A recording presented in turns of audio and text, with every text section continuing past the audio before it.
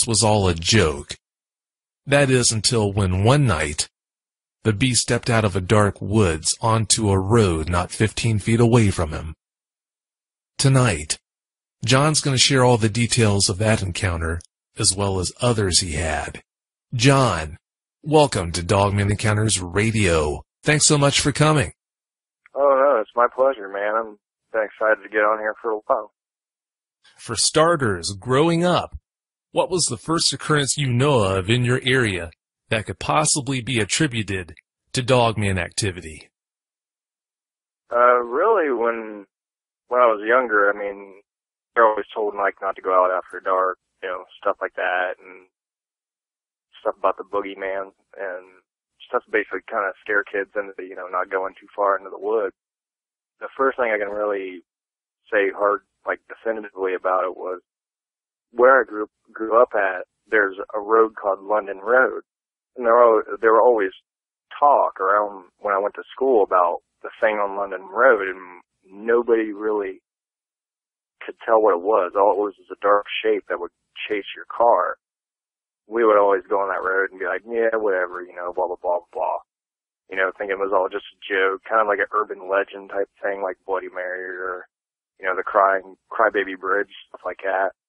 There was a couple of times where we would be driving, or we'd drive like real slow just to kind of push our luck a little bit if there was something, where something actually, we could see something like run up behind the car, and it would of course scare us every time. We'd freak out and, you know, hit the gas and go as fast as we could.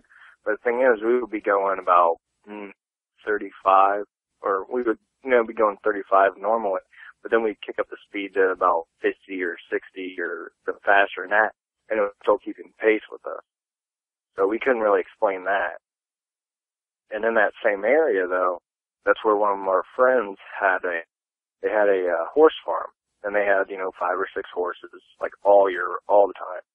One of my friends, her favorite one actually had passed away, had died, and this happened on a Friday, and they were burying it, and we dropped her off, and we could see the backhoe in the lot farther back, you know, digging the big ditch for it, and we could see it laying out there. But that following Monday at school, she came in and she was crying. We could tell she'd been crying again. We're like, what's the matter, you know? And she's like, my horse. And we're like, yeah, you know, I'm sorry to hear about your horse, you know, because she raised it since it was a foal. So she goes, no, something happened to it. And we're like, what happened to it? She's like, something dug up. And we're like, okay, yeah, you know, something probably dug at where it got buried at, you know, nothing major. She's like, no, something dug it up and pulled it out of the ditch, or out of the hole that we put it in, or that they put it in. And we were like, well, what would do that? And she's like, I have no idea. But whatever it was, it completely took all the guts and stuff out of it. It completely hollowed it out. And so we couldn't explain that. But the thing is, around there, the biggest thing you would have are like coyotes and stuff. And there was nothing. The coyote can't pull a full-grown horse out of a hole. To this day, I still don't know what does it. What did it?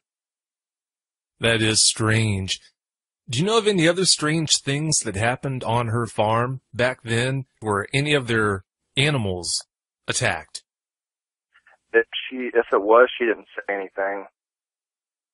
Like, we would occasionally hear about, you know, some of their sheep disappearing, and other than that, we always just thought it was coyotes. One of my friends in that lived on the other side of the opposite direction of the one friend of the horse, she actually had 3 of her sheep disappear, like come up missing one day, and I helped her dad look for them. We couldn't find anything.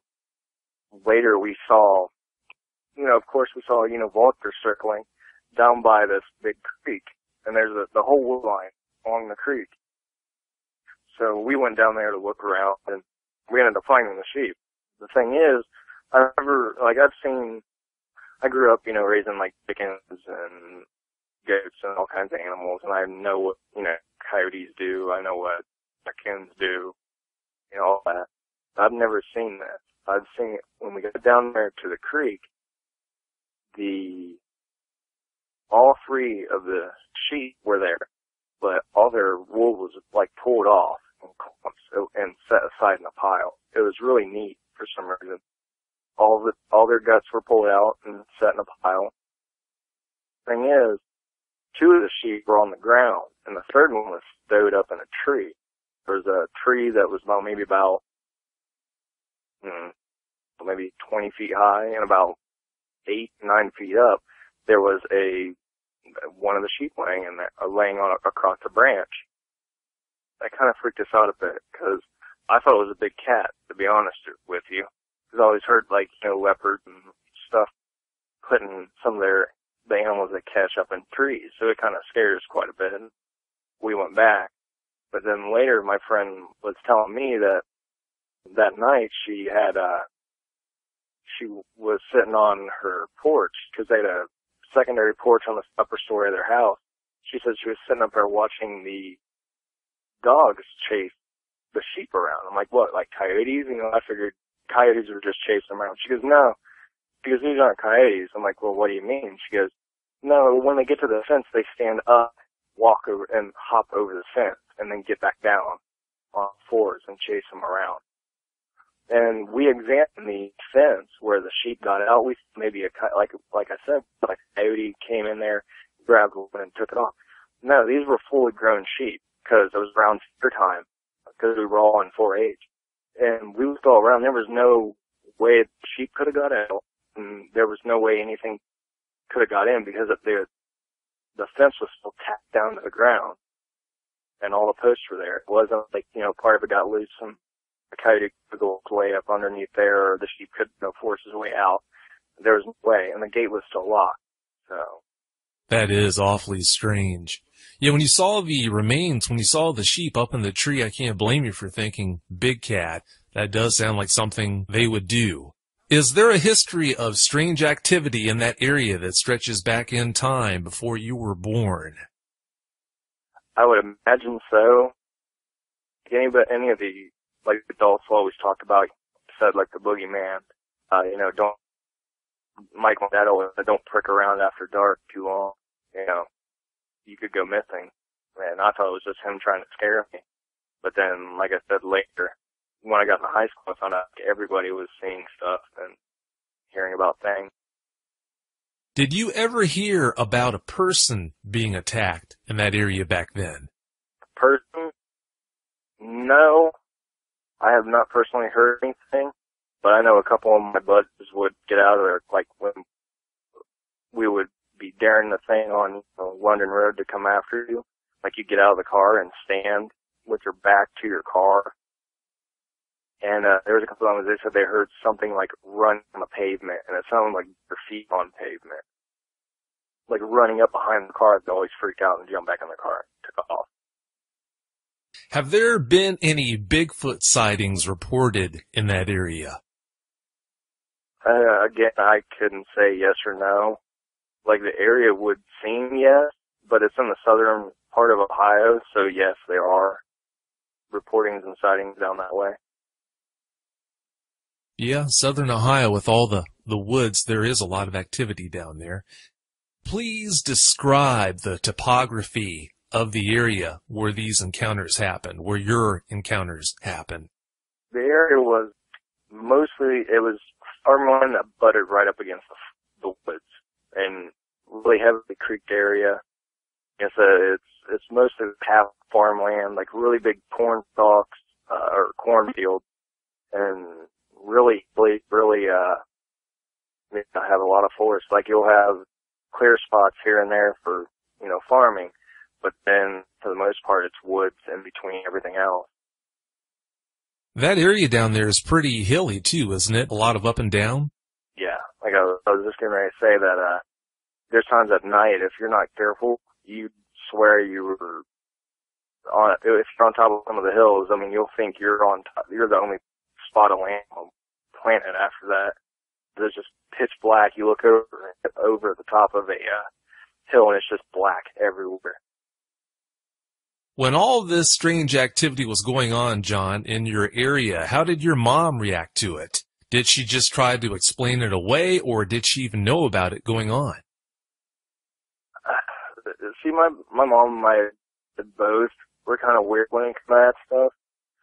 I would watch, of course, like Ends for Chess with Leonard Nimoy, all those shows, and it would scare me to death. It was I should have known better, but I still watched it. I got really scared. So she would go into the library, and we'd rent VHS videos and books on like Bigfoot and all these like monster books to show me it wasn't real, wasn't something to be afraid of. And my dad just kind of was like, I don't believe in that stuff. And that was it. Just simple as that. He's like, that stuff ain't real. Yeah, that's a pretty typical response right there. How do you think she would have reacted if she knew they were real and, worse than that, in the area? She would never let us outside. She wouldn't let us go outside at all.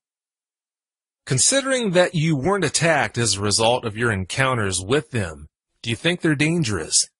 Well, in my honest opinion, I think they're a wild animal still, and I think they would hurt you if they felt threatened. I mean, I hear all the time about people getting, mauled by family pets. I can't imagine what a scared wild animal would do to you.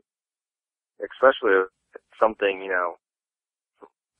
like I've seen, it's something that's, going to stand about 7 foot tall, who has claws and can easily do you some harm. I mean, I wouldn't want to be on the receiving end of them.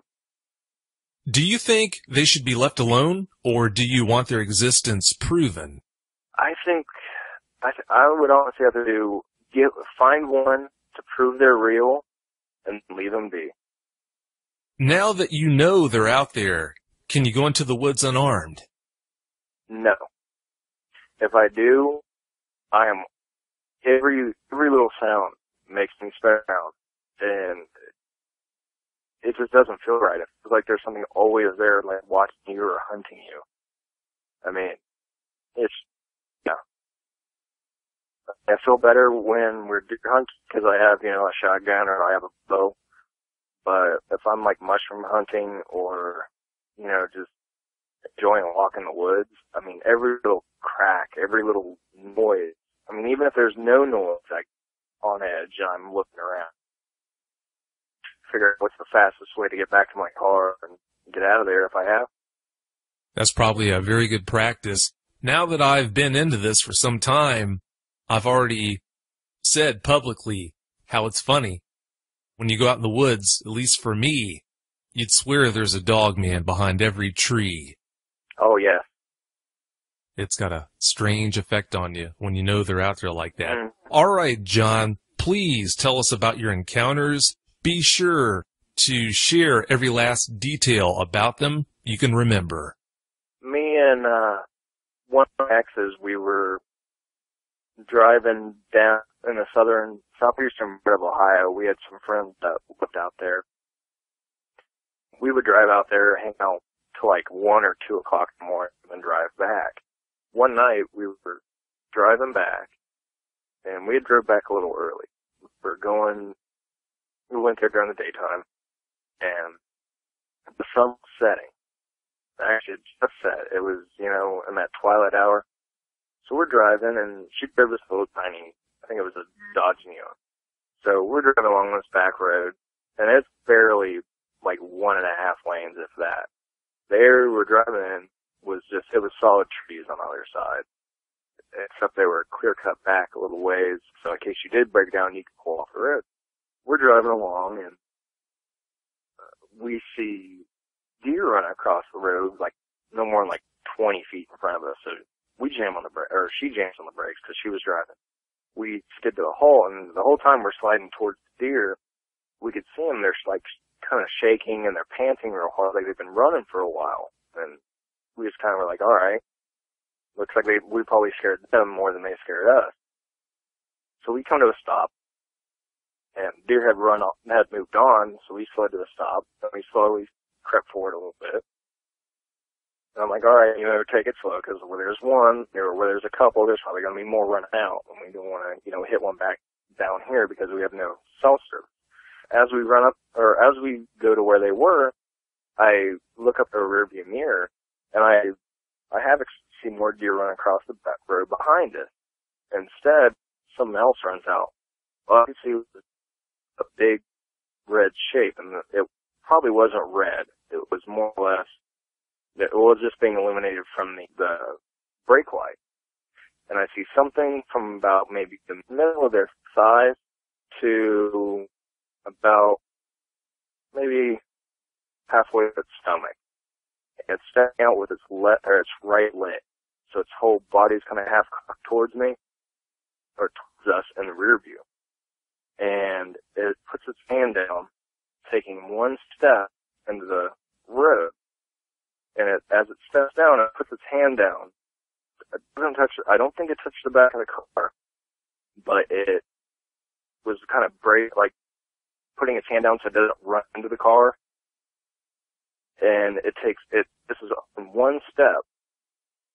And then I see it, and it just quickly clicks out of the rear view as it's forward or steps on.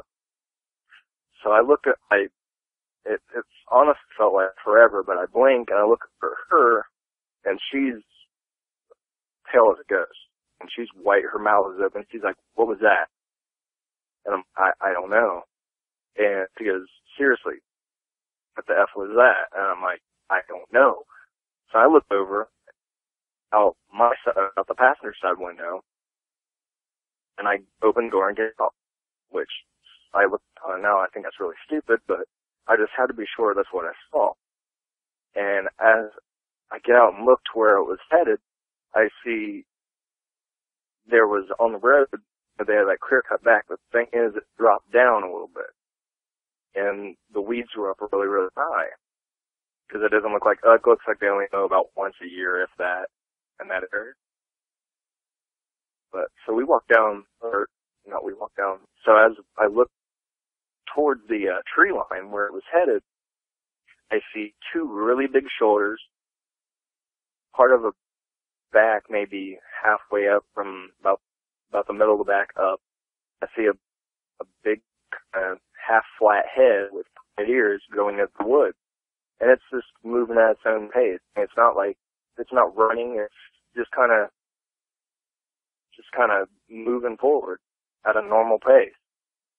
And so then it dawns on me, where there's one of those, he knows that there's more around, and I'm standing here with my back to the way it came. So I jump back in the car, and she goes, "Seriously, what was that?" And I'm like, "I don't know, let's go." And we drive home. And the whole way home, we didn't say a word about it until we got in the driveway. I look over at her, and she just starts crying. And I'm like, "What's wrong?" And she goes, "What was that?" I'm like, "I don't know. I really don't." And she's, "I don't want to go back there." I'm like, "We won't have to." And I've never been back to that same area since. But yeah, it was, even now, I mean, I still don't exactly know what to call it, except it reminded me of like, the back shoulders of a werewolf that you would always see in the movies. You know, it wasn't, I mean, and I know for a fact it wasn't some guy in a ghillie suit. I mean, I know what ghillie suits look like, and that's not what I saw. It was hair. It was tall, and it had hands. I mean, I remember, if I think of Bunch eyes, I know exactly what its hand looks like. And that happened 10, 15 years ago, and I can still recall it to this day. When you got out of the car and took a good look at it, by the way, you've got a lot more guts than I've got. I'd never do something like that. Like I said, I just had to be sure what I saw. I mean, one of the things were like, really? I mean, that wasn't a no, you know? I'm impressed. When you got out and saw it walk across the road like that, and then jumped out of the car to have a better look, did any of its actions give you the impression that it might be more intelligent than a normal animal would be? Well, for one, just because I'm impressed because it put its hand up to not run in the back of the car. I mean, I've stopped in the middle of the road and had deer running to the side of the car. I wasn't moving, and the deer ran into it. So there is some thought there, and I think that if they're smart enough to keep hidden, then yeah, they're pretty intelligent. You saw it place its hand on the car's trunk. How would you describe its hand? Did you see any claws or any long nails? Yes. Actually, they had nails. Like you would honestly think like a stereotypical movie. You know, they had claws. They were just, like I said, they were red from the tail lights, but yeah, they were claws. They were claws and not fingernail-like. They might have been fingernail-like. I did see some reflection off of them from the red, but they were, you know, they were pointed. Wow. Did you get a point? They came to a point. Did you get an idea for how long they might be? No, I didn't. That's all right. As shocked as you were, I can't blame you. I don't think anyone can. When you got out of the car and saw the creature, the dog man from behind, you talked about its shoulders and how it was built.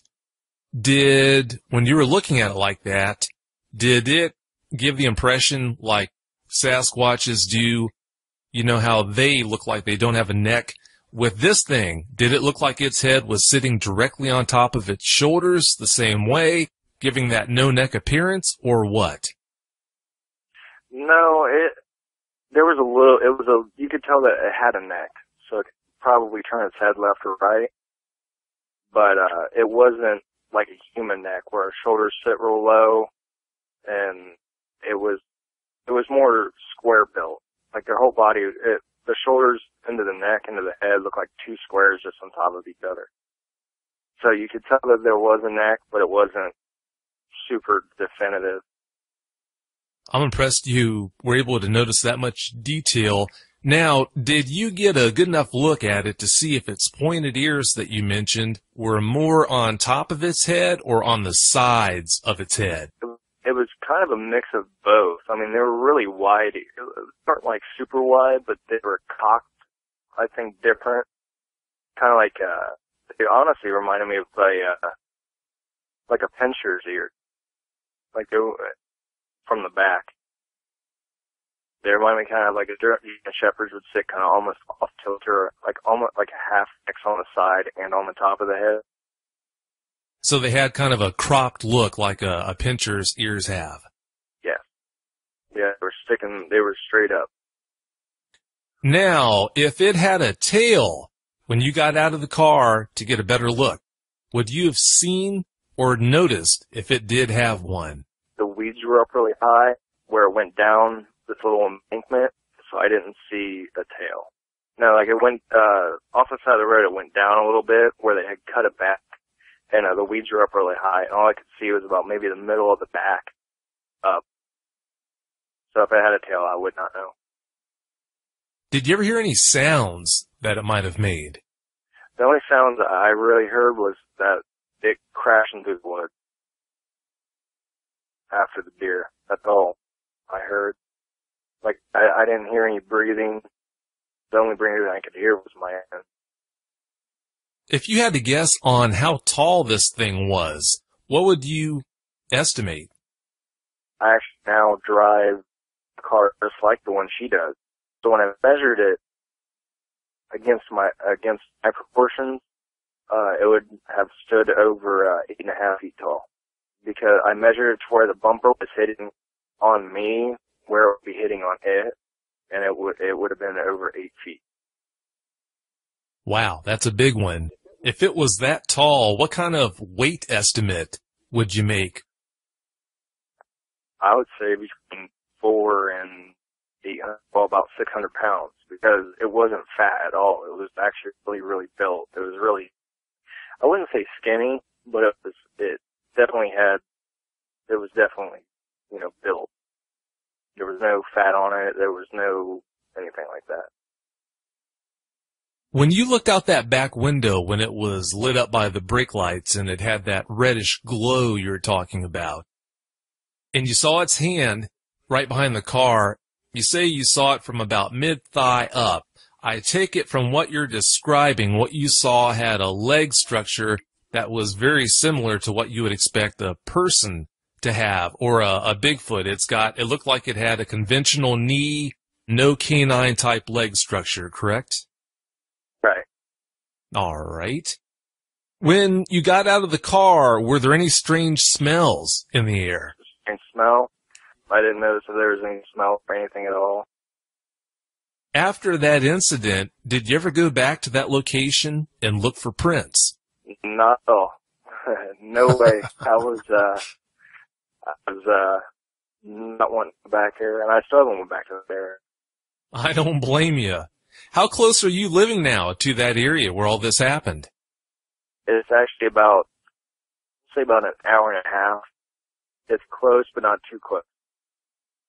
When you got out and took a look, did you ever see it turn around to look at you? From what you're saying, it sounds like it never did turn. It just kept its back to you and kept going. Nope. It was just kept coming after the deer. So that's what I've always thought was just pushing those deer till they dropped from exhaustion, or maybe it was leading them into a trap or something. So through the whole thing, it didn't seem to have any interest in you or your girlfriend whatsoever, just totally focused on the deer. Nope, not at all. If I don't even think it would have really even minded if we were there or not, because just, like I said, I think it inconvenienced it by, we got in its way. Well, you didn't seem to slow it down much, that's for sure, which I'm glad it didn't slow down and do anything to you. Yeah. Now, you've got another encounter with something that might have been one of these things. Please share the details of that with us. All right, this encounter actually happened before the going behind the car. Anyway, me and the same girl and a couple of friends, we were out driving around like normal. We decided to pull off on one of the little back roads and just kind of hang out. And he had brought along some vodka, and we figured we'd just listen to music and, get drunk. So we pulled off on the road, and the road's like a really bad gravel road. This one here is, of course, clear cut back to where you didn't have to worry about maintaining the road hardly at all. So we find a little area that looks like kind of like a breakdown lane almost. Like it's around a bend. There's a bunch of gravel and stuff set up where to pull off the side of the road you could. So we pulled off there. And I remember the time of year because the honeysuckle bushes were blooming, and and I loved the smell. So we pulled off and we put the windows down, turn up the radio, and start drinking. And I didn't drink that night because, one, I did take vodka, and two, I had work in the morning, and I don't like going to work like that. So we're all kind of just hanging out, listening to the music, and a couple hours pass, and it's getting dark, and we could hear something behind us will be behind us since we're off the road. There's a gigantic honeysuckle bush. I mean, it had to have at least been 10, 12 feet tall, and I don't even know how far back it went. But we're all sitting there having a good time, and we hear something crunching. Something getting closer and closer, and the snapping branch is getting louder and louder. The guy that was with us, he threw the empty vodka bottle up into the bush, into that honeysuckle bush where the sound was coming from. So immediately got quiet. So we're like, all right, it's scared off. It's cool. Within like a minute or two, that bottle comes flying back, goes over top of us, because we're still in the breakdown lane where all the gravel is off the side of the road, and it smashes in the road. And that scares the hell out of all of us. We all freak out and jump in the car, and we take off, going back the way we came. The thing is, going back the way we came, we had to stop in the middle of the road because there is now a really big branch laying in the road. And the thing is, he drove like a little tiny I think it was a Firebird Trans Am or one of the two. And it was his baby, and he did not want to even try and take it off the road to go around it. So me and him got out to move it. And so we each grabbed one half, or I grabbed one side, he grabs the other, and we couldn't lift it. We couldn't move it at all. So we ended up both getting on one side and just twisting it, pulling it up, spinning it to where we could buy. The whole time, like, we're sitting there doing that, and the whole time it acted like it acted like it was windy, because all we could hear was like branches like cracking and snapping and breaking, but there was no wind at all. There was a horrible, horrible smell that just came over everybody. Like, it almost burned your eyes and made you want to throw up. And it smelled like wet dog, rotten meat, and like animal and garbage. I mean, it was horrible. And so we're trying to choke back from puking and stuff and moving that, and we're scared and everything else. We finally spin this thing out of the road, and we jump in the car and take off when we get out of there. And the thing is, there was no, that thick, or that branch, half of the tree, I can just say it's probably half of the tree, because it was fresh too, where it got broke off. Because the leaves were still, green, they weren't wilted, they weren't anything like that. There was no wind, and not to mention they cut the tree line back away from the road, and where you could see sky above it. I mean, there was no way that it just happened to break, happened to fall onto the road, like that. There was no way. Someone or something had to put it there. If that branch was put there on the road, do you think it was dogmen that did it? Yeah, that could have been one of them. There could have been a whole bunch of them. I mean, because we were getting breaks and cracks and snaps on both sides of the road. I mean, there was the side I was on, which was the passenger side, starting out. I mean, it was really, really loud. And the thing, like I said, the thing is, there was nobody out there. There was no one. I mean, like, we could have easily played off as, like, somebody was out here and they threw the ball back. No, there was nobody, period. And the thing is, it's starting to get dark, so, I mean, you couldn't see anything anyway. And I think specifically, if there was anything out there like it, they laid a trap. If it was a group of dogmen that put that out on the road, do you think they put it there to keep you from leaving the area? Or do you think maybe they did that to keep other people out? I don't know. Both of those could say yes. You could say yes, that they were doing that to make sure we couldn't leave, but also they were doing that to make sure other people didn't come into that area. Did you tell any friends or family about any of your encounters? When we got back from the main sighting, the one I can say definitive what I saw, we told my friend's mom, well, my girlfriend at the time, her mom, and she just made fun of us the whole time. She made fun of us. She said, sure did, you guys are out there probably smoking pot or something, blah, blah, blah. And we were like, no, we saw something out there. And she's like, She goes, next time, tell Bigfoot I'm having a cookout next Sunday in the backyard. It wants to come, just come on us. So we just kind of didn't talk about it. After getting a reaction like that, which most people do, unfortunately, I can't blame them or you for not wanting to share it with anyone else. Now, experiencing what you experienced, seeing what you saw, if you had to encounter one or the other out in the middle of nowhere, out in the woods, would you rather run into one of these things, like what you saw, or a Bigfoot? Option C, none. I gotta say, either way, I think you're going to be on the losing side. I guess it would depend on the temperament of any of them. I would not like to run into any of them. Unless it was like 300 yards away and I was looking through a binocular and I was, sitting in my car where I could easily get away. Going back to the encounter where the vodka bottle got thrown out into the road, when that happened, Who did that scare the worst?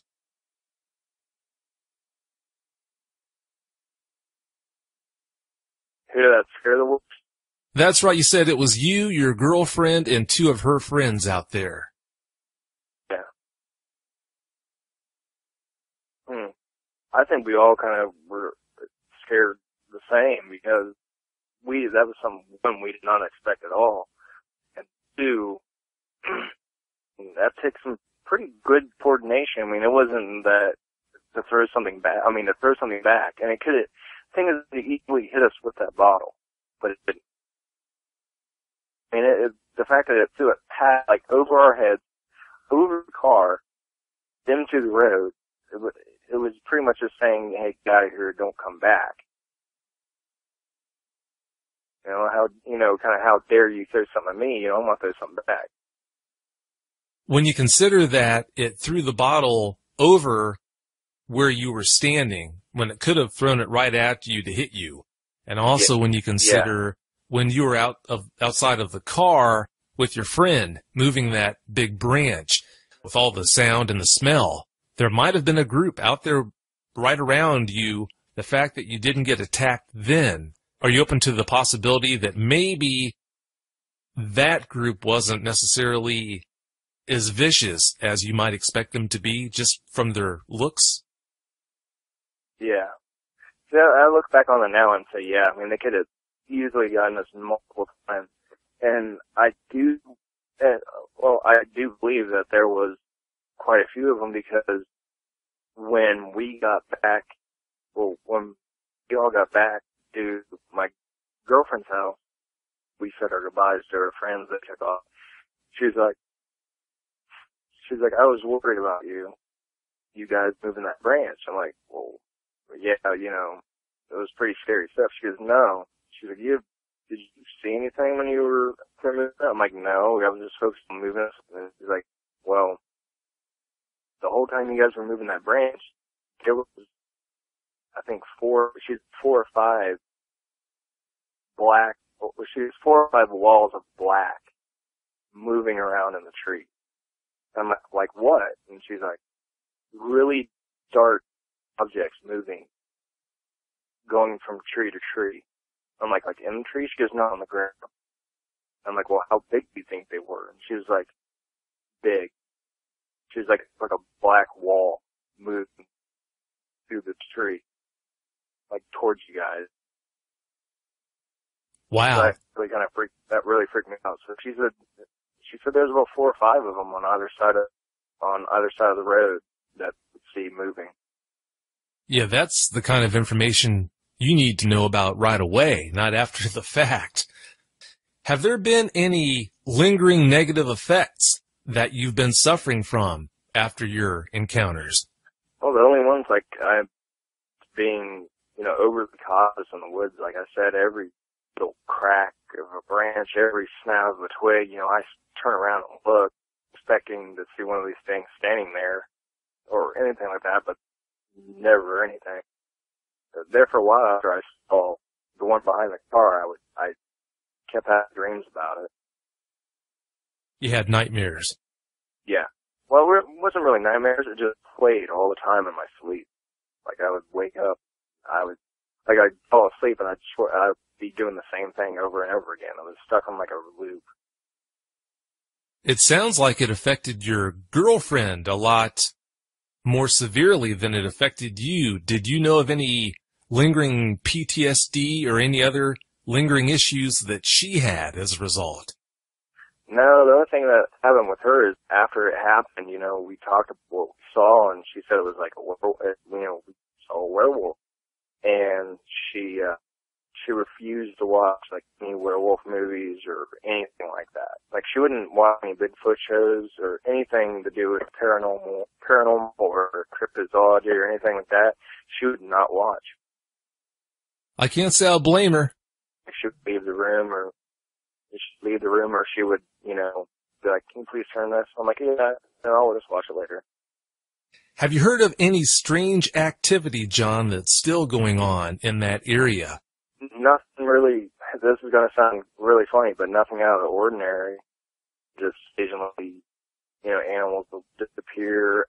Actually, the thing that kind of shocked me, a couple years ago, about 2 years ago, my brother was seeing this girl, and she was over at our place one day, and we were flipping through the channels, and we turned on Finding Bigfoot or something like that.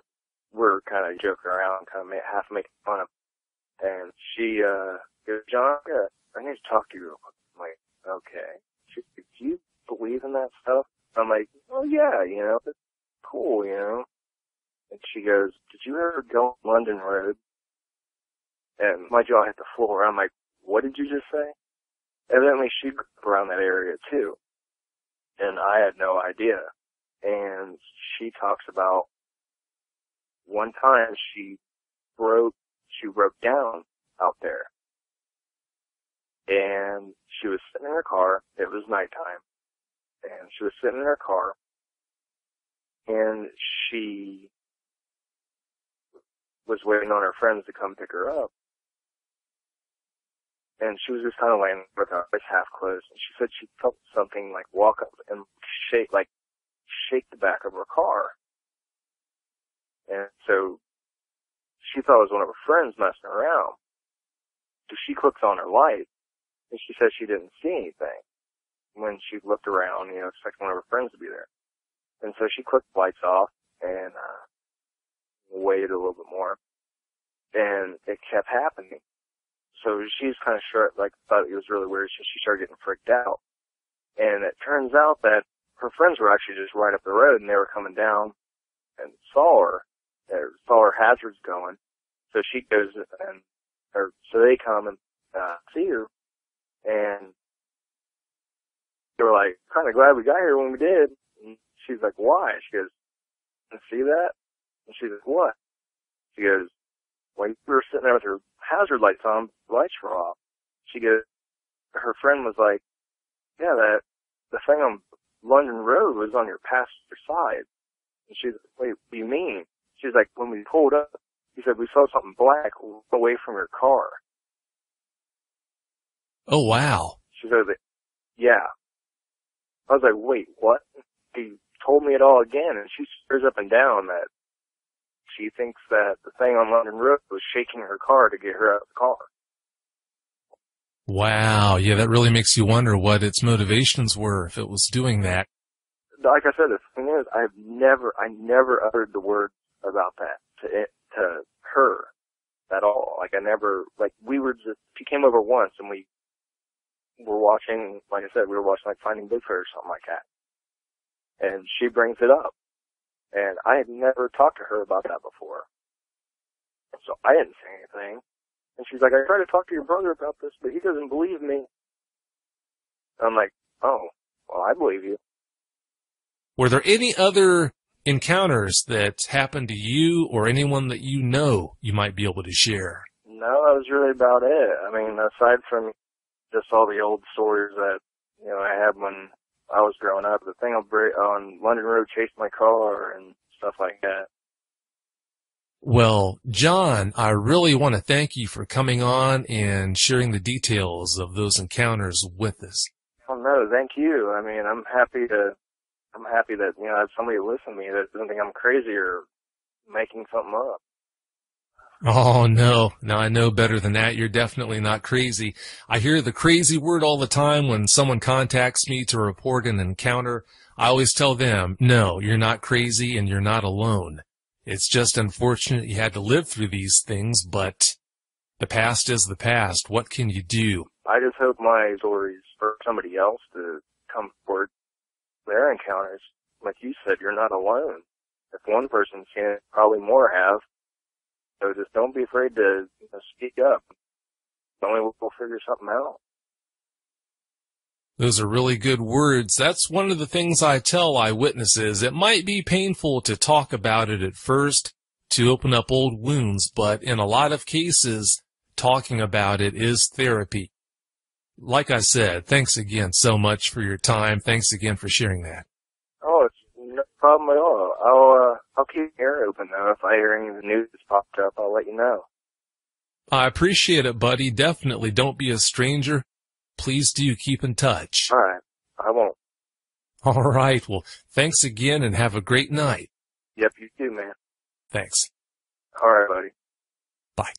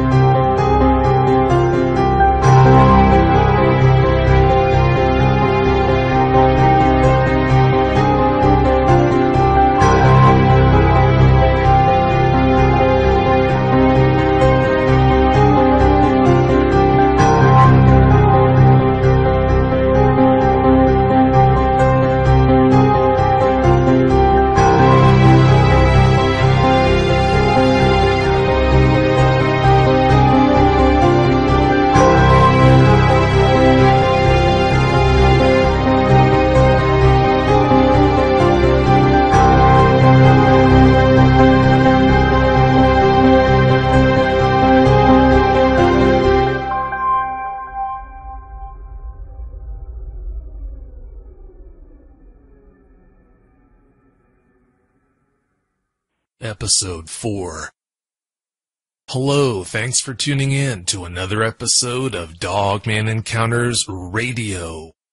I'm Vic Cundiff, and I'll be your host as we listen to eyewitness encounters involving one of the most terrifying cryptids, dogmen. When you were small, your parents told you that monsters don't exist. How would you react if one day you found out that they do?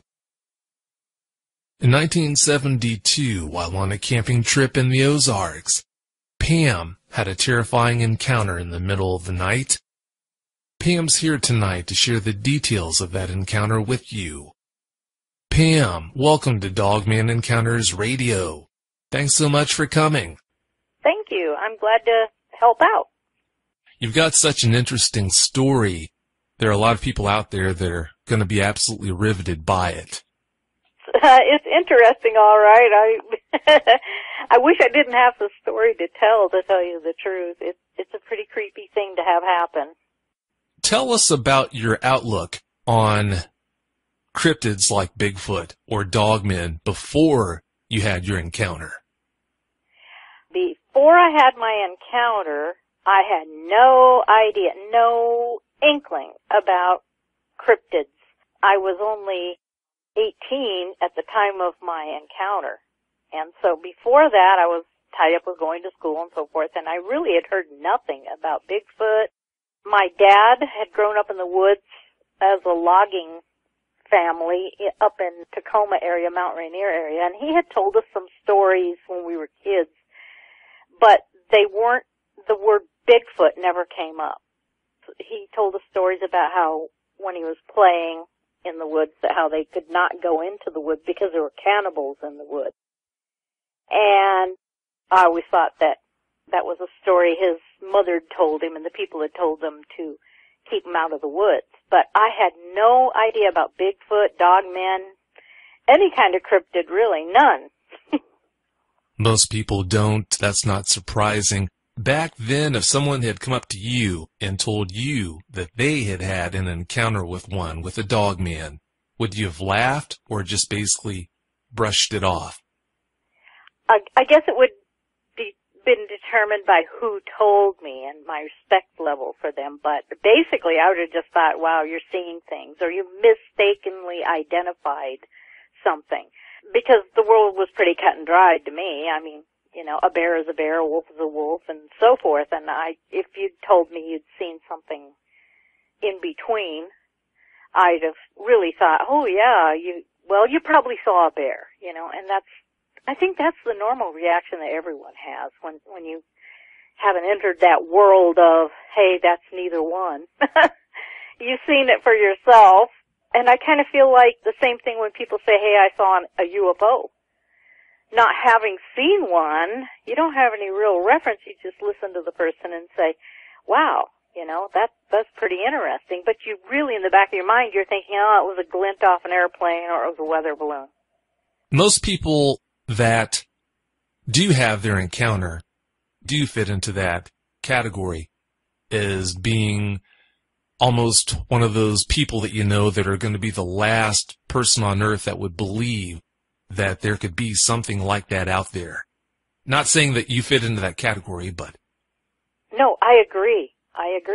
And another point is we were Army brat kids, and we moved frequently. My dad was the true outdoorsman, so we were always out camping, always outdoors, and he was always imparting knowledge to us. And so being out in the woods, number one, gives you more of a chance to encounter something odd.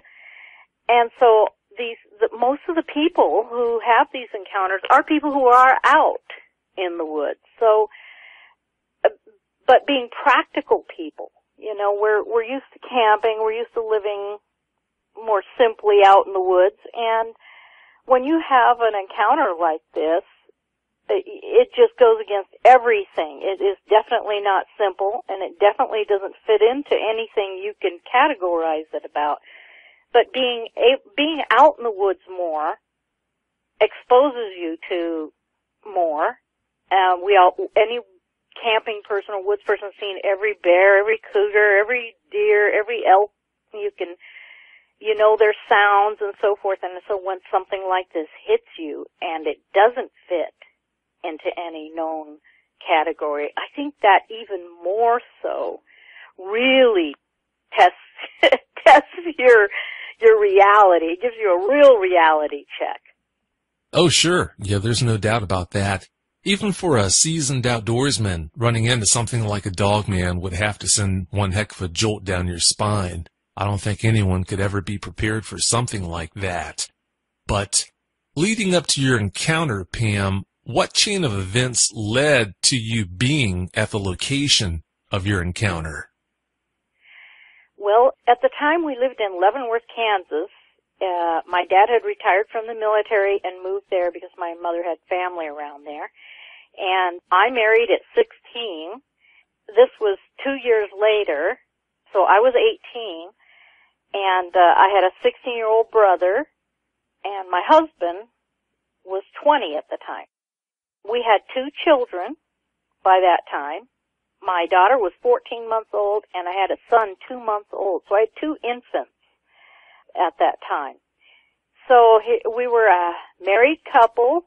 My husband, fortunately, had taken a lot of classes to learn to be a CPA, and he was very happily employed and had a really, really good job, especially for a 20-year-old in that time. And I wouldn't say we were financially set, but we were definitely middle class. We weren't poor. We weren't on welfare. We weren't, you know, like you would picture an 18 and 20-year-old with 2 kids.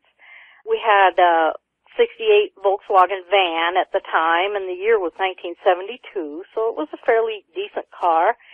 We were financially fine. We didn't have large debt. We were a happy couple. I had graduated school early. He had also. So we were just a happy young couple living in Kansas, and both of us had grown up in families that had traveled a lot, so I still do have the travel bug. And we would go on day trips and road trips, and then after the children were born, we'd go and visit relatives in like Michigan and Arkansas and so forth. And so it was one trip to Arkansas earlier that we had decided we'd come back and camp there because it was so beautiful, and it wasn't very far from home. So that led up to us planning this trip to go camping in Arkansas, and we decided we'd bring my brother with me, who's 16 at the time, for a little help, because I had the two infants, and he was just wanting to go camping so badly. So it would be the three adults, the two babies, and a Volkswagen van, and we had planned this trip for I would say 3 to 6 months, and we had it all figured out, and we were just looking forward to going to Beaver Lake in or around Rogers, Arkansas. And the reason we chose that spot was in the earlier trips down there, we had discovered it was a Army Corps of Engineer project to build this giant lake kind of in the Ozarks area. And there was going to be all this camping around it and all these opportunities. And it was just such a gorgeous area. We determined we're going to go back there when that state park opens. And that's where we were going to camp. Now, this area at Beaver Lake where you had the encounter, how far were you from what you could call civilization back then? It was pretty remote. It was at least 10 miles to Rogers, Arkansas, which wasn't a huge city in itself. It was very small. So I would say to Rogers, if you picture Rogers, Arkansas as like the outpost, the closest place you'd go to get fishing gear and so forth, and it just had a few stores and so forth. It was a good 10 miles to there, and probably 25 to the next real civilization population. But on the opposite side of this project, this Beaver Lake project, there were homes and there were roads and other probably mom and pop stores and things like that. But on the back side where all the camping was, where we were, at least 10 miles to that small town of Rogers. It was in the middle of nowhere. A funny side point is this river they dammed to make this giant reservoir and to hold back flooding. It was a project, a flood project type thing, and to make the recreation area. They dammed up this area and they had to relocate a lot of people out of the bottomlands. I don't know how many homes, but they weren't recently built homes. They weren't homes of high value, and it wasn't like it was a city, but they had to remove some homes and relocate people from this project. And that kind of figured into our experience there, because we actually had heard on the news before we went down that there was some problems with doing this project because people were mad about having to relocate. There were some minor, not riots, but protests and so forth, and the movie Deliverance came out after that, and it was loosely based story kind of on this project. If you can imagine, we hadn't seen the movie. It hadn't come out yet, but if you can imagine the prelude to this trip being kind of like having watched Deliverance and wanting to go to that recreation area that they just made.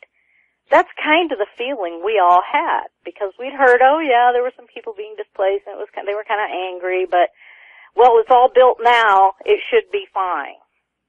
Yeah, that's not a very good, comforting thought at all. It figured into our plans, believe me. I could see why. Yeah, that doesn't set the table for a good scene.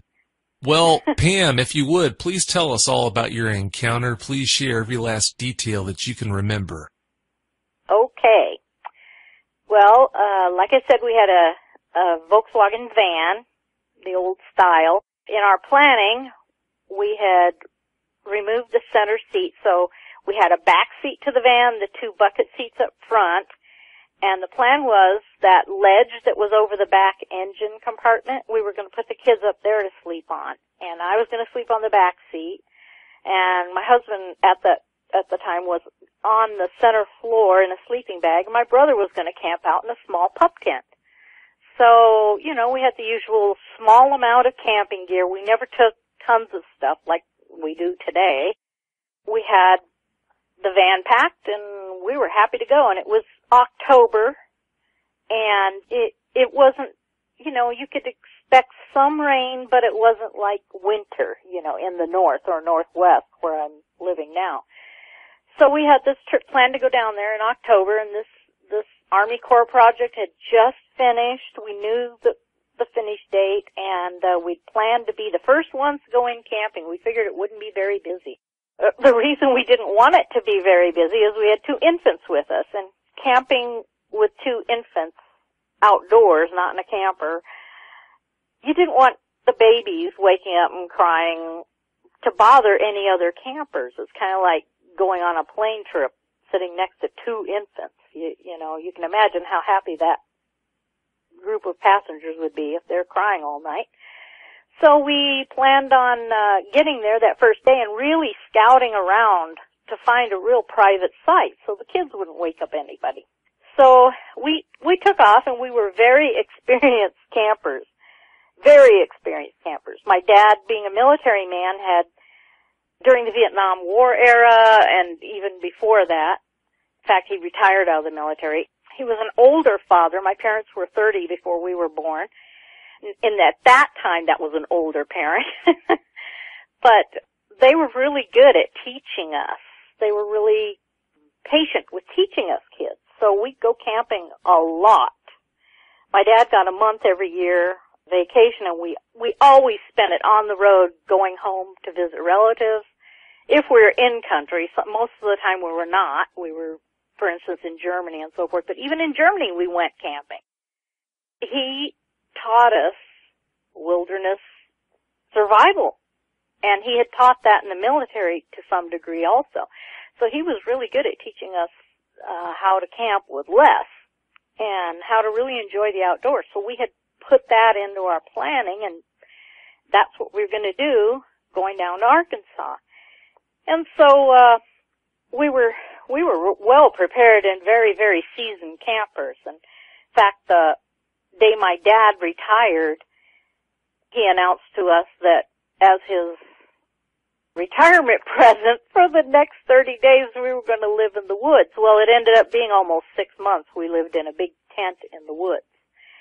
And he was just enjoying being free, not having to set the alarm clock. And he was an MP in the service, and so we thought it was going to be a month in the woods, and we were there for nearly 6 months. So when I say we were experienced wilderness campers, I mean experienced. So anyway, we headed out, and we had no fear of the woods. There wasn't anything out there that we didn't know how to deal with or how to recognize, or the sounds, like foxes can make hideous sounds in the woods, screaming, and elk can bugle and sound really, really odd. So we were prepared. Even though I was 18, my brother was 16, my husband at the time was 20, we headed out, and we were crazy enough to take a 2-month-old on a camping trip. Let's put it that way. So off we went, and we got to the campground area. It wasn't a very long trip from Kansas, so we scouted the whole area, and we found that up by the dam there was this awesome swimming picnic area, and there was no one in this park, not anyone. We were there during the opening week. And then we drove around looking for a really secluded spot so the kids waking in the night wouldn't bother anybody. Well, pretty much out on the perimeter of this camp area, we found this cul-de-sac site, and it just had 2, maybe 3 sites, and just a fire ring and a picnic table. And when you got there, you drove in to a cul-de-sac type, just a little circle, and you come back out this dirt road, and it was ringed with a really tall, almost like a retaining wall. That's what it would look like if you can picture it. It looked like a retaining wall of stone. You know, it was a naturally occurring ridge, and it looked maybe like it was limestone, and it was in a horseshoe shape. And if anyone's ever been to the Ozarks, they know how these ridges and outcroppings kind of wind their way through the whole Arkansas area, or Ozarks area, and this was one of those big outcroppings, and we were far from the lake. We were miles from the lake. But this big ridge kind of formed the end of this cul-de-sac. And so it looked like this was going to be the perfect spot because it would be really quiet. There were no other campers there. It was one of the farthest back spots. So we decided on that spot. We went and looked at a few others, came back to that spot. By that time, it was getting to be, later afternoon. So we got back to the spot and we kind of scoped it out. We had planned actually to go climbing it later or the next day and check it out because we didn't know what was on the other side of it. Although we could see trees up at the top. The ground level at the top was about 50 feet above us. And this horseshoe-shaped ridge started at the left it started at about 50 feet tall, wound back into the woods, so we don't know where the level went from there, but it was about 50 feet up. And then as it wrapped around, it went in the horseshoe shape to the right. It went out, it was about 125 feet or more tall at the top. We were like in a little canyon. And then it went around about 75 feet you could see of it, and then it went off into the forest to the right. So really don't know how far that wall went or what it was, but it looked like they'd carved the campsite right out of that area. The only site that we could see at this time was about 30 or 40 feet away and down from us. We chose the upper terrace campsite, and then it went down about 10 feet, and the next level was another campsite. And then that one was basically on the road as you came in. And we went uphill from that and pulled in above them on this little terrace. So we thought, wow, this is really perfect. This is remote, shouldn't be able to bother anyone. It's got a good fire pit, pulled in face forward in the van, had the back of the van facing out toward that rock wall. There was a little bit of brush in between us and some wispy trees in between us and the site down below. It was newly put in. It was a gravel road. It was pretty gravelly around the fire pit and the picnic table. But my brother jumped out, put his pup tent up between the van and the fire ring. There was about 10 or 15 feet. He put his tent up there. And then between the fire ring and that rock wall was only about 10 feet at this point, at this campsite. And then it curved out and away from the campsite as it went to the apex of that horseshoe shape. So he was setting up his tent site, and I was tending to the kids, and they were predicting a lot of rain coming up. So we knew there were storms coming in, and we chose that top site because we wanted good drainage away from our site. And even though it was forested around us and at the top of that big ridge, it was a clear open space above us. We had no trees overhead. It was like you're in a big fishbowl and you could see out the top really clearly. And we were looking forward to it being a really good dark spot for night star watching and so forth. And then we heard there were storms coming. So we thought, no star watching tonight. We set up, we explored around the area. No one had ever camped there before. The fire ring was totally empty. This was the first weekend. So we were really privileged. Well, we made some sandwiches and we decided we weren't going to cook anything for supper because it was going to rain. So let's go drive around and let's go back to that swimming area and see what it looked like. So we went back to the swimming picnic area and looked at the dam, and it was a sunny day still, and it was still warm enough to swim. We knew the rain was going to be coming, and it came, and it was a drenching downpour. I mean, just the kind where your windshield wipers can't keep up with it. So we made back to camp, and just kind of sat in the van and ate sandwiches and so forth. And there was no way you were going to make a fire. It was a downpour. And we decided, well, we'll go to bed early as soon as it gets dark and make a new day of it the next day. So, we turned in. The kids were really, really good. They were really sleepy. My brother slept in his pup tent, even though it was pouring down rain. He was okay. Had a good night's sleep. next day, woke up bright and early, as soon as the sun came up. The kids had wakened in the night, had to feed the baby, that kind of thing, but we were up really early. Because of the rain, all night long, there's no way we could make a fire, and it'd be too much trouble, make a fire and cook anything. So we decided just eat some more cold snacks and foods and take off and go to the swimming area because it looked like the sun was breaking and it was looking like a pretty good day. So we made our way over there, and the whole area was flooded. Even the parking lot at that swim site above the dam was at least 4 feet underwater. I mean, we drove up there and it was so different from the day before. We just looked at it and it was gray and the water was really running full of twigs and everything, and we looked around and said, it's not a swimming day. My brother and I had no intention of swimming, but it was sunny. There were lots of cloud breaks. It was getting sunny. It was still too cold for us, but my husband decided he was going to go in and check it out. He had been looking forward to it. So he swam around the area, and there was this tree that would have been at the end of the parking lot. However, it was now under 4 feet of water. The tree had water about 4 feet up it.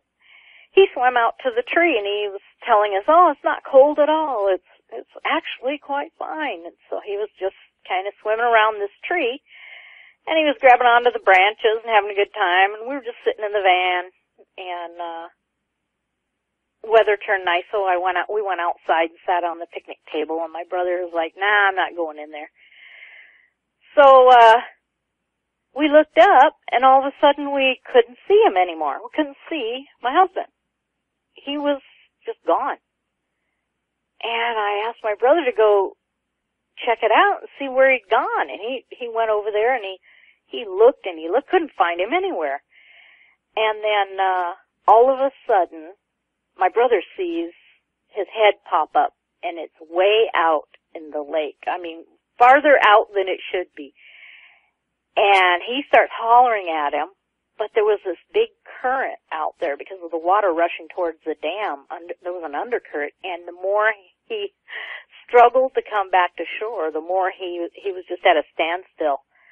And my brother yelled to me and said, he's stuck in the lake. I think he's going to drown, and ran over there, and I could tell he was winded. He was swimming as hard as he could, but he was making no progress. So my brother went out to the tree that was in the water and grabbed a branch, a big long branch that was sticking in the water, and he was holding onto it and stretching out as far as he could into the lake to see if there was something he could extend to him. He's yelling at me, do you have a rope or whatever? Just then the branch breaks off. And so my brother was still holding this big long branch, and he swam out a little bit and stuck the branch out there, and by some miracle, my husband was able to grab a small part of the branch, and he was able to pull him back onto land.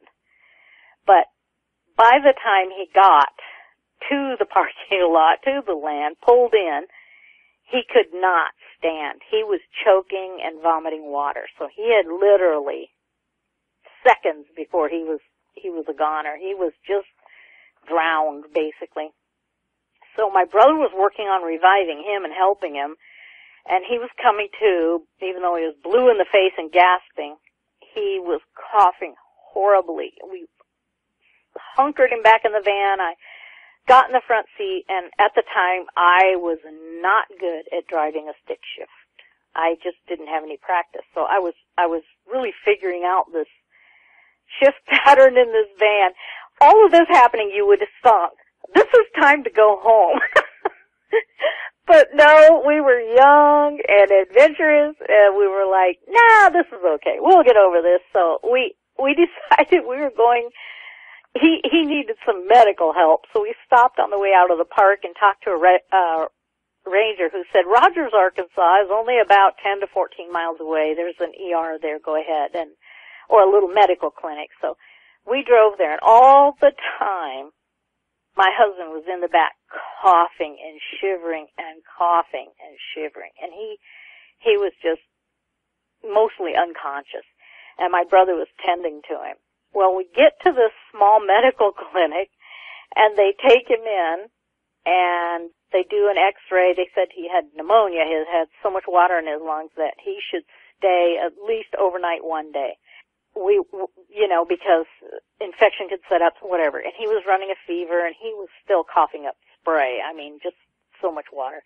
But he would not stay. We wanted him to stay. We had health insurance and everything. They would cover it. But he was like, no, I'm fine. I'm fine. I'm feeling much better. And no matter of talking, no amount of talking into him would make him stay. So we were going to go.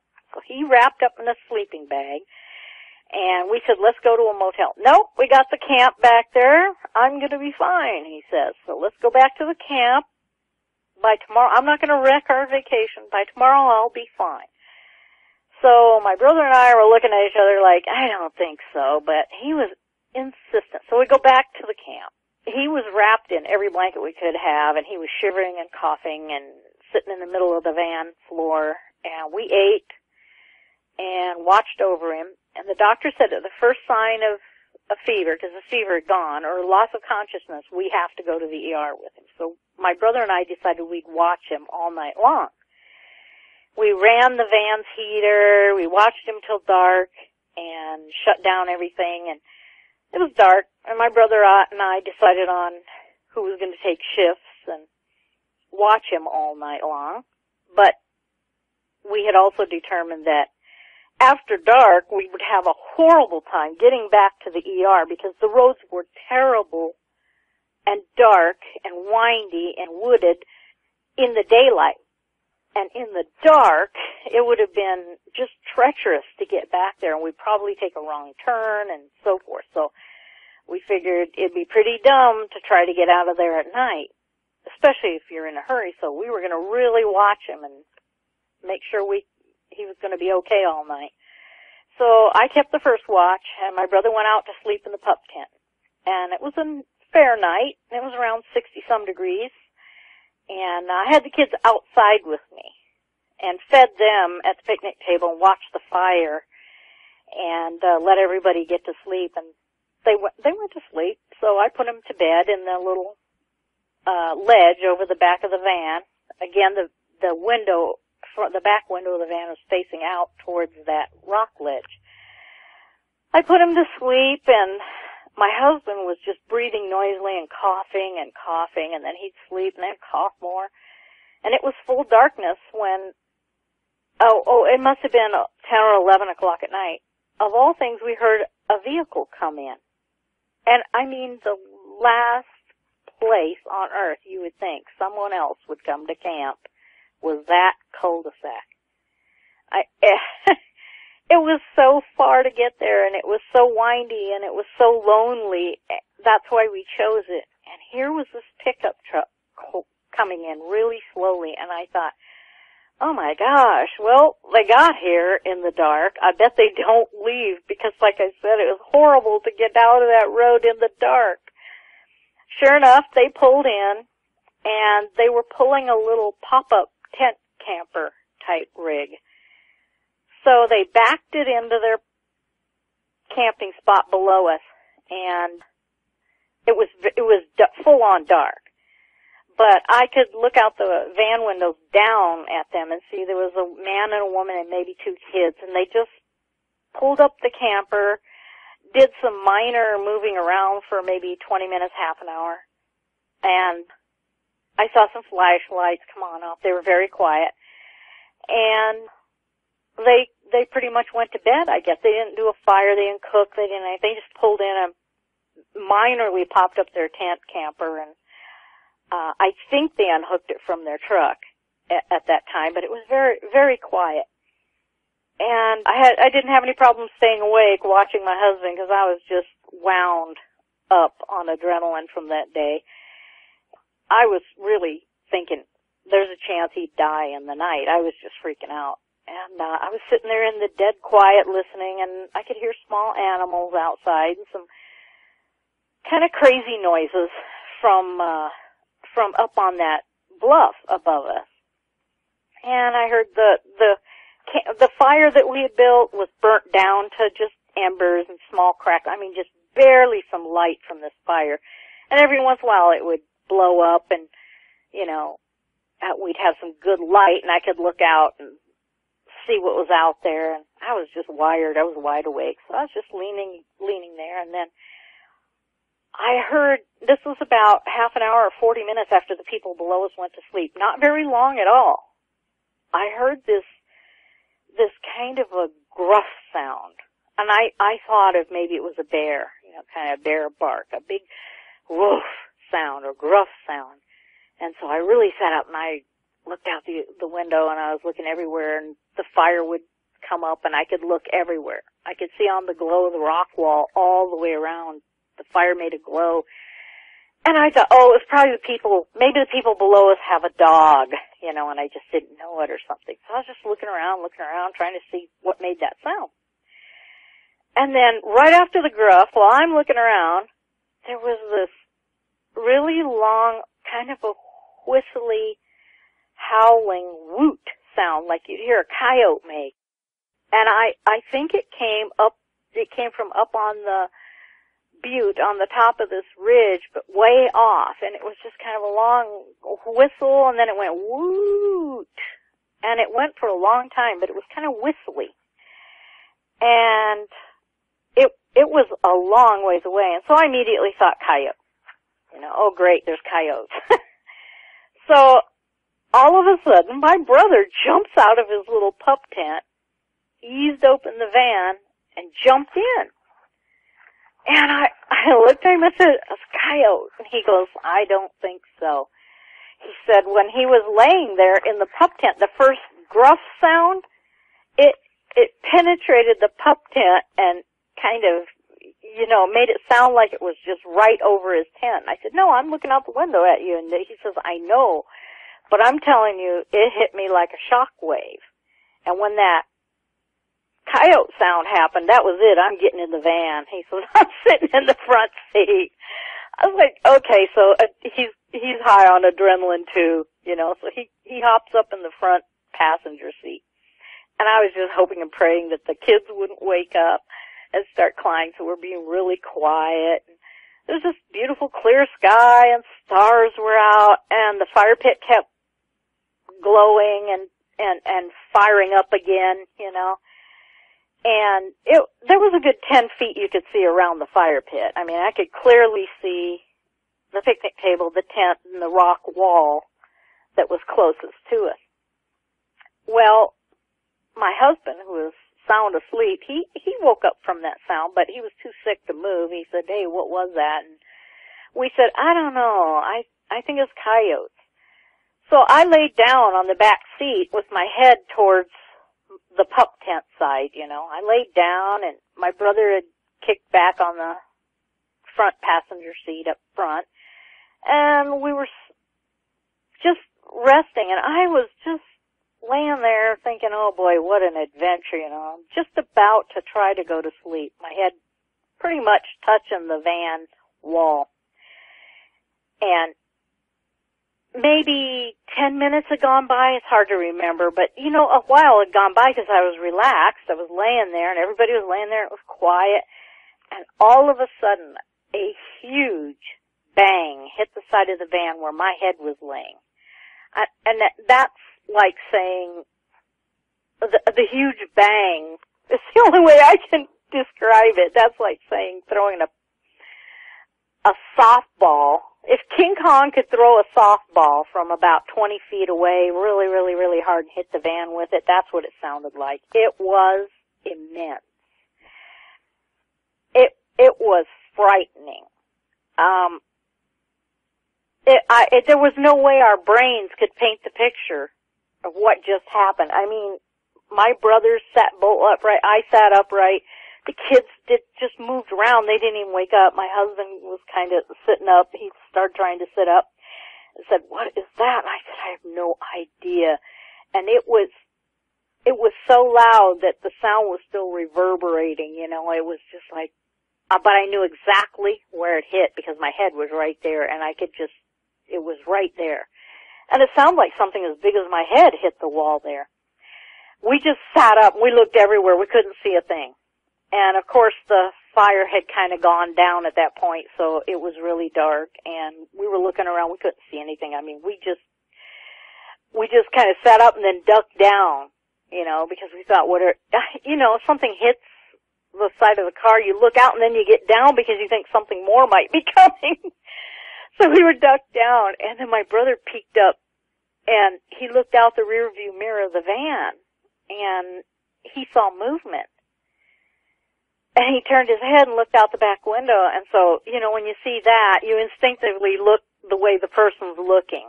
So I looked out the back window with my head barely peeking up over that seat. And we both were looking out the back window. He said, something's moving, and I looked out there, and all I could tell you was there was this very large, shadowy figure. It went past us really fast, behind the van, and I think it was about 15 or 20 feet away. So at the edge of the road, where the road ended, edged over towards the apex of that horseshoe ridge. And I could tell it dropped down. It was going down the hill to the road where that other campsite was. And the baby started stirring and kind of waking up, and I was just like, oh, don't wake up now, don't wake up now. I was just tending to him and getting him to sleep, and my brother was just straining to see. He said, did you see what it was? I said, it's nothing but a big black mass went by. He said, do you think it was a bear? And I said, it probably was, because it was really, it was just really black mass went, and it was so fast that you couldn't make out anything. A big black shadow went by. And so now my husband got up, and he was out of the sleeping bags, and after about 10 minutes, he and my brother got out. They said they were going to check the side of the van for a dent. And I said, yeah, I think it's gone now, so be really, really careful. And so they eased out, and they looked at the side of the van. They looked everywhere on that side, and there was not one dent. I mean, miraculously, you could not tell anything had happened. And we're all just like, I'm like, well, look above. Well, look to the next side. Maybe it was wrong. Maybe it was closer to the wheel, and they were looking and looking, were whispering. They were right up on it with a flashlight, and there was no dent in that van. And we were just like, wow, And so they came back to get into the front seats.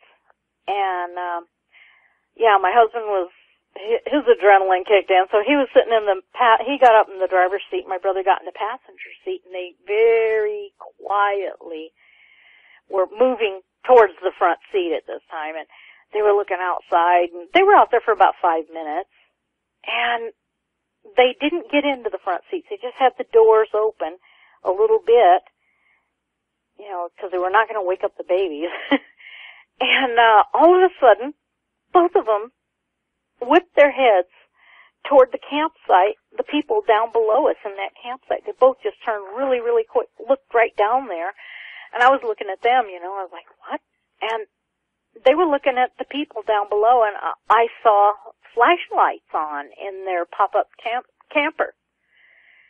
They were awake, and they were talking loud enough for us to hear them, It wasn't a whisper. They were talking, and they were hustling around, and they're hustling around, and I saw the shadow of the guy get out with his flashlight moving around, and then we saw the dome light on their truck go on, and the tent camper kind of came down, the roof of it came down. They didn't do much. They just pulled it down, and I heard them kind of hustling to get in their truck. They got in their truck, they fired up, and they pulled out. They didn't burn rubber or anything because it was on gravel, but they made the tight turn and they headed out. That's when my husband stuck his head in the door. He opened the door and he said, let's go. We can come back tomorrow morning for the tent and stuff. So they got in the front seat. He got in the front driver's seat, and my brother got in the other seat. And I thought, let's go. I mean, maybe they had an emergency or something, or, whatever. Just because we had a bang on the wall, it could have been a rock coming off the rock wall. That's what I was picturing then. Oh, a rock came off the rock wall. Maybe it hit the roof of the camper and fell, but, it didn't seem like, let's go, middle of the night, we're going to go back in that dark on that road. And, they got in the van and they sat down. They were edged up. I mean, they had the hair on the back of their neck was definitely up after being outside. They were unusually nervous. And they got in the van, and they didn't even have the door shut, I don't think, when that big sound, that big holler, that whoot came from the back of the van side on that rock wall area where the brush met the rock wall. And it was a good, the road was probably 14 feet wide, you know, the usual. And then from that was another 20 or 30 feet of brush, and then the rock wall. And from that rock wall area was this whoot whistle sound again. And it came from the back of the van, and then we could hear crackly, brushy sounds, because they still had their doors mostly open, and I could hear the sound. And we sat there, we froze. Oh, and by the way, we had turned off all the dome lights, because we didn't want them coming on to wake up the kids, you know, so we had the dome lights all off, so we're sitting there in the dark, and the guys are just frozen. They froze. They didn't even shut the doors. They were just frozen, and they were looking back there. And all this crackly, brushy sound was happening back there, and I thought, oh, man, coyotes. We just sat frozen. And it moved from the fire pit side of the van around the ridge wall, heading in a direction toward that other campsite and the road. And so a moment passed, and out of the blue, I mean, just, here he is, sick as can be, and so I never expected him to move this fast. But out of the blue, just poof, he hits the headlights on the van and presses on the brake lights, and I think when he pulled in forward with the stick shift, the more I thought about it now, the more I think he had put it in reverse so it wouldn't, you know, so it was kind of locked, wouldn't roll forward. And so when he hit the brake lights, I think the reverse lights came on because it lit up pretty good back there. Anyway, he hits the lights, and my brother and I did not expect this. I mean, I jumped at the light, and we could barely see in the headlight glow, because the headlights are pointing the wrong way to see what's behind us. We could see something about halfway up that ridge coming down the ridge. And the ridge was like terraced, you know, it was limestone, and it was pretty much a terrace kind of a thing. And this big, dark shadow was coming down the ridge. It was already halfway down this ridge, and it was coming towards the bottom of the horseshoe ridge right behind us. I mean, we could clearly see arms moving, but you couldn't see detail. You could see arms moving and legs moving and coming down. And as it got down further, you could see more, and it was a 6 to 7 foot. It's hard to tell because it was bent forward, kind of using its arms and grabbing brush as it came down. But I'd say 6 or 7 feet tall. It looked like an NBA basketball player in its proportions, you know, long. And you could see the hair on it glistening. It had silver-tipped hair. The hair at the ends was glistening, like it was wet, but it wasn't wet all over. It was just these little silver tips on the end of the hair were kind of sparkly in the light. And it had a gray, silvery, lighter color strip of fur that went down its back and shoulders. So you could see it gave you a delineation of where the back and shoulders were because you could see the light off of it. And it was standing upright like a man. It would step down, then rocks would come falling down, and then it would bend down and grab some branches and step down some more, and then stood up and walked a bit and kept doing this up and down. And I could see by that time that it had the head, and it was looking left, right, left, right, left, right, left, right. It was looking at us, and then it would look down to see where it's going, and looking at us, really twitchy. But it was moving pretty quick as it got near the bottom. And I would say the fur looked like German Shepherd fur. It stuck out from the body a bit, you know. It was bristly. And it laid down, the fur laid down. It had that light color tips to it that really glistened in the light. it was like a man. It was shaped like a man, and it had, I would say, 2 inches or 4 inch long fur at the head. And I couldn't tell. It was really dark. I couldn't see a neck, but I could see this long arms because he kept grabbing the brush really far out in front of him to support itself on the way down. And his arm hair seemed short. You know how people say sometimes when they see a Bigfoot, it had flowing hair. There was no flowing hair. This hair was close cropped to the body. And I only got really quick glimpses of the face out that back window of the van because he was twitchy. He was looking at us, looking away, looking at us, looking away, and I was straining to see. But we had limited light. But the guys had their heads like out the door. I mean, they were looking out the door at this point. And they saw it really clearly. I saw the head shape, I saw the ears, I saw the tufty hair, and I saw the balder face, and I saw the shape of the nose, which was flatter and more blunt than a human nose, and it had a snout that stuck out. Not a lot, not like a dog's, you know, not like a German Shepherd dog's would stick out, but the snout was the closest I can say, and it was told to me by someone else when I told this story, was it more like a baboon? And that really, definitely, yeah, it was more like a baboon face. But really short and boxy, this nose was. And, the body hair was definitely dark. And as the hair grew out from the body, it seems like it became silver tipped. And this silvery streak at the shoulders and down the spine delineated it really well. I mean, you could see the shoulders, you could see the muscles moving and so forth, but there was no tail. Absolutely, you could tell there was no tail. By the time it reached the bottom of the rock wall, it was in brush by that time, but just before it stepped down in the brush, you could see the backside, you could see definite buttocks and no tail. And it had to be over 6 feet tall.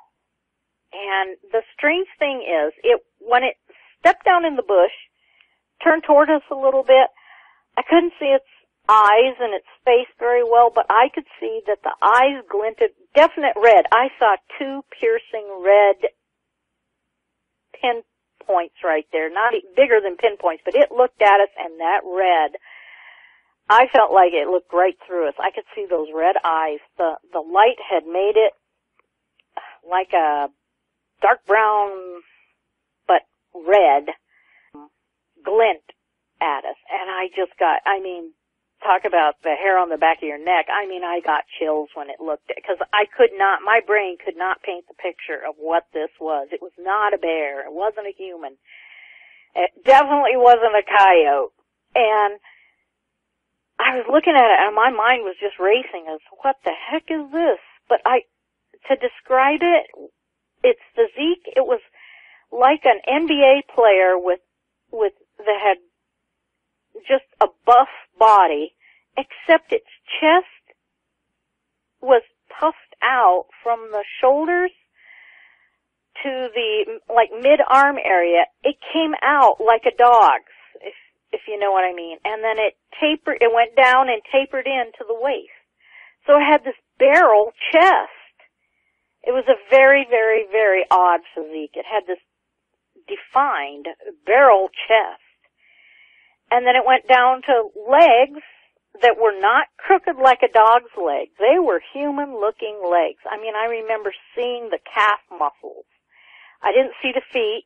I definitely saw the arms and the hands, and they were fingers. They were not paws. Because he was grabbing brush, and I could see the finger flecks. It was really odd. Even though we were in low light, you could see this glint so well, and you could see he had fingers. And it wasn't an ape face or a monkey face, but like I said, I couldn't see the delineation well, but my brother and my husband did, and later when we were talking, we were trying to say they saw the face, and they gave me the descriptions of the face. And so I did a couple of drawings of what we saw, and I filled in the face according to their dimensions and their accurate descriptions. So the face is not mine. Anything but the shape of the nose and the redness of the eyes, that's what I saw. But the other strange thing was when it got down to the bottom and it was making these twitching left, right, looking around. It kept looking to the left and to the right, and now that I look back, I think maybe it was looking that maybe there was another one there, that maybe he wasn't alone, because he was very, very much looking to the left and then way over to the right, and the left and way over to the right, and he didn't really look at us that often. And when he did, I just saw that horrible red glow, evil-looking eyes. And he had tufts of hair at the top of his ears. And I remember that because of the twitching. And the top of the ears had tufts on it like lynx. And the ears were not up like a German shepherd's. They were on the side of the head, definitely. And then they had these little tufts of hair like a lynx. And the tufts of hair had white or silver at the end. And so you could definitely see them glinting as he turned. He had these tufts of hair up there, which I think if he wasn't as close as he was, if he was farther away, I might have thought those ears were pointed like a German shepherd's. But they were not up on top of his head. They were on the side of his head. So if you can imagine seeing this crazy animal and feeling definitely threatened, and those horrible red eyes, and your mind trying to make it fit into a category, you're just going, what? But the whole time you're thinking, I think we should leave now. I mean, you had that flight or fright thing that said, let's go. Anyway, we saw it just long enough to get down to the brush and stand there looking left or right, and I have no idea if the guys had talked about this before or anything, but they both at the same time jumped out of the van. They swung the doors open and stood outside the van, and my brother ran around the front of the van in the headlights to get to the driver's side so he could see this thing better. And my husband backed up. He squatted down they pushed the door mostly shut, and he squatted down. My brother got beside him, so he wouldn't block the headlights so you could see back there. And I'm just like, what? They got out of the car. And, they were cowered down by the front van driver's door side, and they were looking and looking, and it went along the ridge. They kept low and followed, it with their heads, and it went along the ridge over towards the other person's campsite, just kind of walk in the brush back there. And we lost sight of it. It went into the brush and the dark, and there was nothing, and the guys were just crouched down there, and I was just like, my heart stopped. I didn't know what to expect next. And at that moment, a shower of gravel and rocks came at the driver's side door of the van. And I'm telling you, a shower isn't the word for it. It's like you took, like a small laundry basket full or 2 buckets full, of road gravel. And all at once, you were able to hurl the contents, shot out like a cannon. I can't even begin to explain how that rock came from the brush in the dark back there, and the amount of rock. It shot out like a spray of water, and it hit their heads and all over, like a pinpoint, the driver's side door and the tops of the 2 guys. And it just showered down on them. It didn't come hard enough like where it would hurt them, but it shot straight across. I remember seeing it go straight across right at them. And it just made a horrible sound like pounding rain. And the guys jumped in the van. My husband jumped in the driver's seat. My brother ran around, got in the passenger seat, shut the doors. I covered up the kids' heads, covered their ears, and we were watching the windows and just trying to see what and I was again trying to figure out what. And then my mind said, oh, it's a shower of rock that came off the rock wall. That has to be it. And we're all shaking, and my husband's up there. He's just sick. And we're all shaking. I said, do you think that rock came off the rock wall? And they just shook their heads, no. And they're just sitting there, and they started shaking. I asked the guys, I said, what are you thinking? What are you thinking when you got out of the van? And they said, well, we saw it. We saw it turn, and we thought it was a guy. They saw it pretty clearly just before he headed off into the dust. They thought it was a guy, and they were going to go over there and harass him for scaring us. Are you kidding me? That's why I told the story about the people being angry about this valley being flooded. And so I think in the backs of their minds, when they were trying to make a story out of this thing in their head to make it right, when it stood up and walked away, they thought, oh, it's one of those guys that was angry about the campsite being opened. It's a guy, and he's trying to scare away the campers. He wants everything to go back the way it was. You know, that kind of feel. That's what they thought. That's what they said they thought. It's a guy. He's trying to scare us out of our campsite. But when that shower of rocks hit, there was no explaining that. And this whole thing, you know, the whole thing was just minutes. I mean, it was like boom, boom, boom, boom, boom, one thing after another. Well, my husband got so ill, and he was shaking so bad, he said, we're going, and he fired up the van, we backed up, we went down that road, and he was so sick. I said, let me drive, and he was just like, we don't want to stop, and we went you couldn't go very fast because you couldn't see anything, you couldn't tell. This was a newly gravelled road, so you know how new gravel is, you kind of sink in it, and you know, he was just driving very slowly, and I thought, well, that thing could catch us if we're going this slow. Let me drive. But we drove, and we knew the way to Rogers, that city, so we went our way, and about, I guess half the way we're just babbling. What'd you see? What'd you hear? What did you see? What did the face look like? And my brother said, oh, it's a deformed animal. It's a bear with deformities. And he kept saying, or it was, you know, it's a big German shepherd. It had really severe deformities. That's what it was. And I was dealing with the babies because now they're up and they're crying. And I was dealing with them, and we were going back and forth. We were all freaking out. We were just shaking. I mean, I had no doubt if we stayed there was going to be an attack. I mean, just instinctually, everything. It was like, here we are. We've got a sick person, a very weak sick person in the car. We have 2 infants in the car. There's 2 able-bodied people who are shaken to their wits' end. And we're in a cul-de-sac. Facing forward in a cul-de-sac. If many somethings wanted to attack us, I mean, they had chosen their prey because there's 2 babies, a sick man. I mean, we were just sitting ducks. And I'm starting to think that, and I'm telling the guys, you know, oh my gosh, you know, and we were just sitting ducks, you know, we should have backed in, and they were saying, well, you don't expect to be attacked. And we finally got to the main road, and we got to this it was a little mom and pop store, a white clapboard store with a tiny little street light and a parking lot for about 6 cars.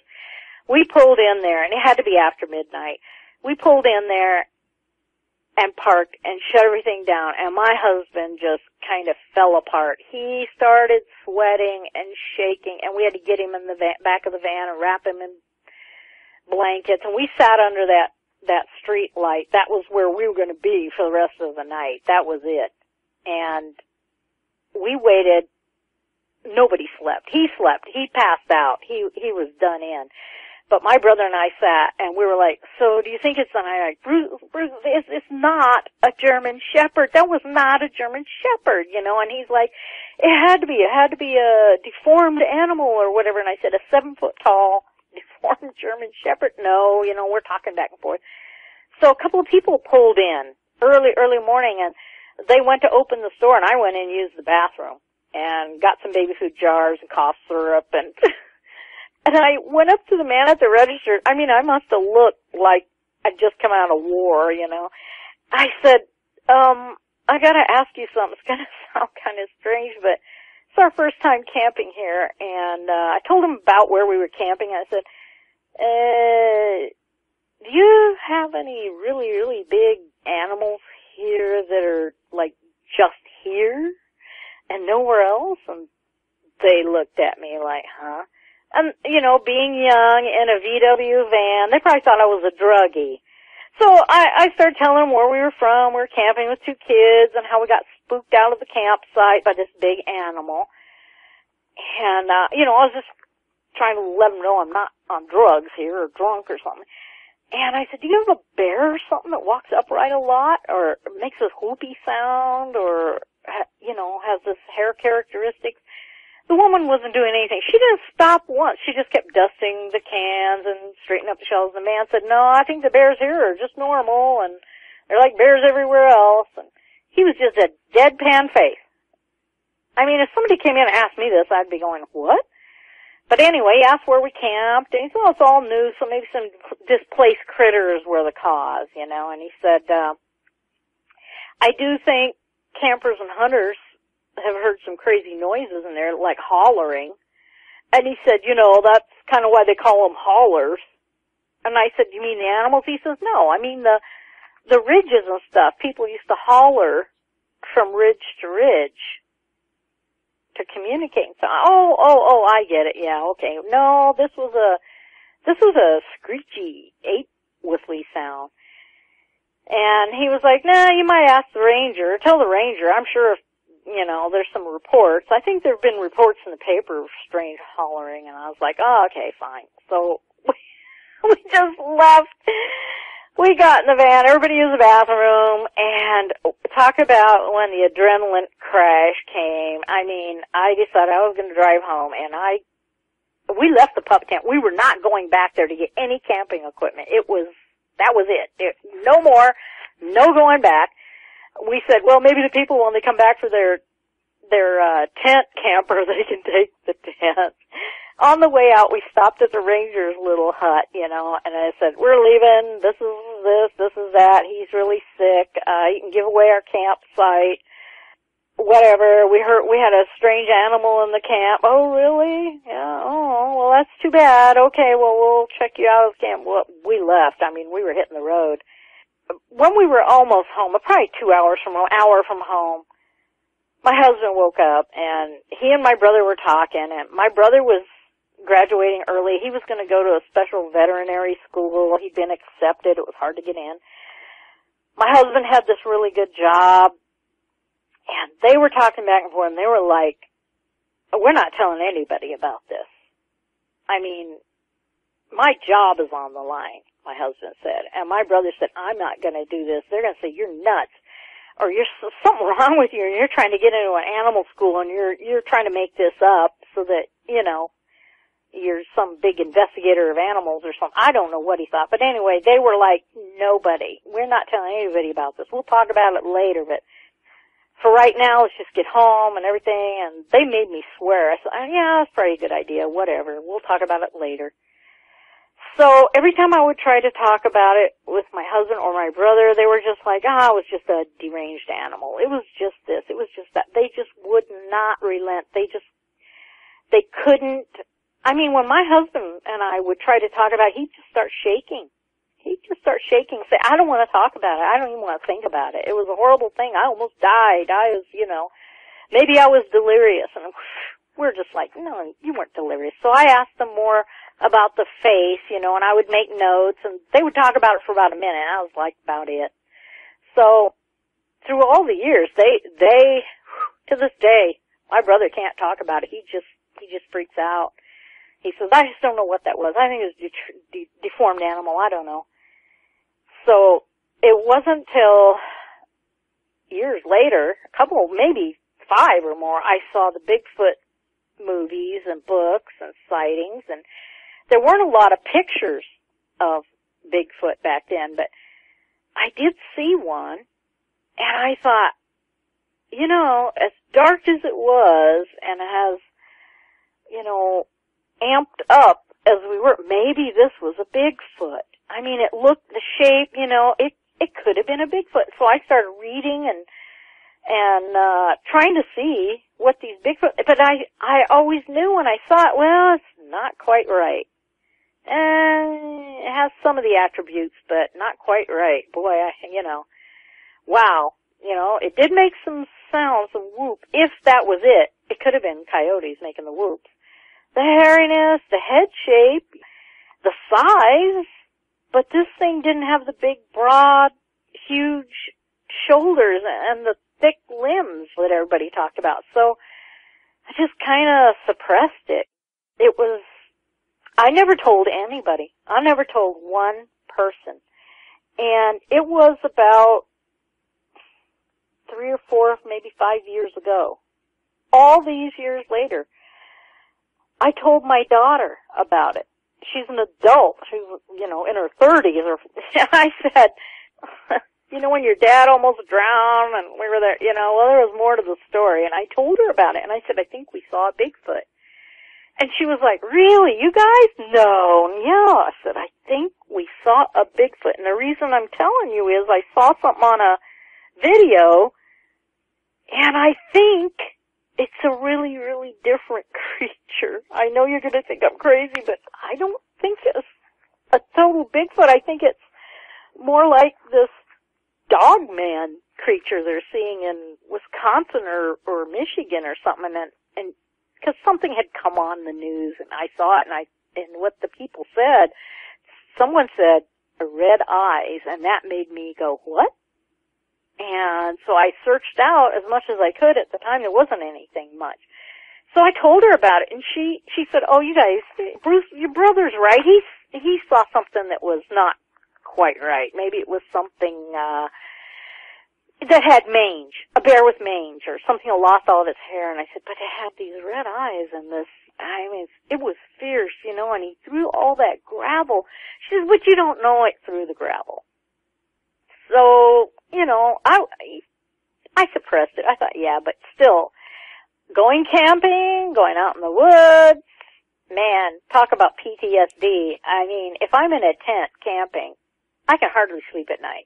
And I'm thousands of miles away from where that happened, and I still think, well, if it could happen there, I'm in deeper woods now in the Northwest, but I spoke to a person who has just loads of experience with Bigfoot, and he brought it to my attention that there are more than one type of cryptids like Bigfoot. There are several.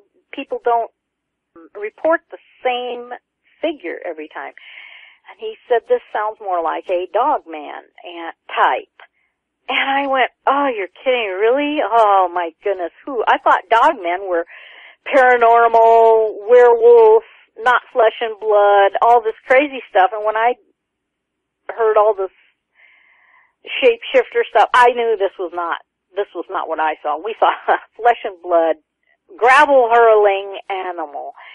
And after listening to the different shows, I then started to get the idea that, yeah, this is one of those. This is in that category. And now, I mean, I've never had any sightings since. Even though I live in an area where Bigfoot is sighted, this is Bigfoot country. And there's not a time I don't go out in the woods that I don't kind of look around and make sure, hey, I'm not in somebody's path, am I, you know? And, even though it was so long ago and so far away from here, it's still too horrible it's too horrible to believe. You just can't believe it happened to you. If it didn't happen to my brother and my husband also, by this time I would have pushed it right out of my head. I could have gotten rid of it. But because we all three were there, we all three know what happened. We all three, it's as if it happened to me last night. It is so ingrained in our memories, in our head. Definitely, there's PTSD here. It's craziness. You walk into, you hear PTSD where a soldier is at home now and he hears a loud explosion, he hits the ground. Well, it's the same way for me when I'm in a campsite and it's nighttime, I hit the ground. I have to close every tent window. I cannot possibly sleep with the window open for fear that I might see those red eyes come peeking in or a shower of gravel. And I remember camping just a couple of years ago, and some people horsing around in the middle of the night came down the camp road, and we're in a remote camp area, again, where you wouldn't think anything would happen. And these people came wheeling in their four-wheeler, and they skidded in the gravel, making a big donut, and turned and left. And when that gravel hit, I woke bolt upright, looked out, saw the truck, saw them leaving, and that was enough for me. Nobody else woke up. I eased out, got in my van, and slept in the van for the rest of the night when I did get to sleep. Of the three people that were there, Pam, without a doubt, it sounds like you coped with the stress from the encounter the best. And it may be because I didn't really see the face that well. That's thinking about it all these years later. I didn't see that face. I saw the eyes. I saw the shape of the nose. But those guys looked right into the face. Yeah, that would make a huge difference. Something like that that's so different than anything you would expect to see. By the way, out of curiosity, how close is that campsite to Fouke, Arkansas? Oh, wow. I haven't ever really, I don't know. But you could look up Rogers, Arkansas, and that Corps of Engineers project, Beaver Lake, and you could probably find out. I don't know, really.